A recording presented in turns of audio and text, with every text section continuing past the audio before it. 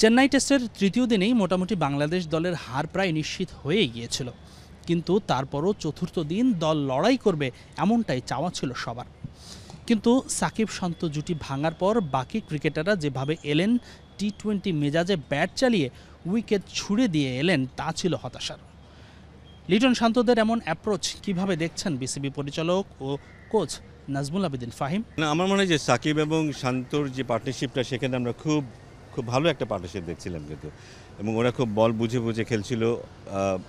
একটা সময় ওরা আস্তে আস্তে রান করা শুরু করছিল, কিন্তু বা দুঃখজনকভাবে যখন এই পার্টনারশিপটা ব্রেক হয়ে গেল, তারপরে যারা আসলো তারা নিজেদেরকে সেভাবে ধরে রাখতে পারেনি। কিন্তু আমার মানে কিছুটা আস্থার অভাব এর কারণ উইকেটে তখন স্পিন করা শুরু করেছে, যাদের চমৎকার বোলিং করছিল, রাফ প্যাচগুলিকে ব্যবহার করছিল।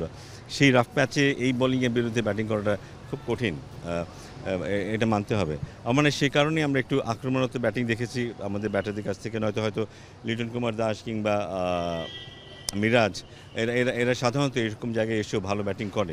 যখন উইকেটে টিকে থাকার প্রয়োজন ছিল, তখন ব্যাটাররা কেন এমন ভুল করলেন? কেনই বা টিকে থাকতে পারলেন না? ধৈর্যের পরীক্ষা কেন দিতে পারলেন না? সেটারও একটা ব্যাখ্যা আছে নাজমুল আবেদিন ফাহিমের কাছে, আর সেটা হলো প্রতিপক্ষ বোলারদের স্কিল। সেটা নিয়ে আলাপ হচ্ছিল ক্যাপ্টেনের সাথে, যে কন্টিনিউয়াসলি ওরা প্রেশারে রাখে, ওদের কোনো লুজ এনভায়রনমেন্টই নেই ওখানে, যে হ্যাঁ কিছুক্ষণ আমি খেলেছি, এখন আমি একটু সেট হয়ে গেছি, এখন আমি একটু নিজের মতো করে খেলতে পারবো, সেই সুযোগ নেই। কিন্তু ওরা কন্টিনিউসলি অ্যাটাকে রাখে এবং সেই যোগ্যতা ওদের আছে।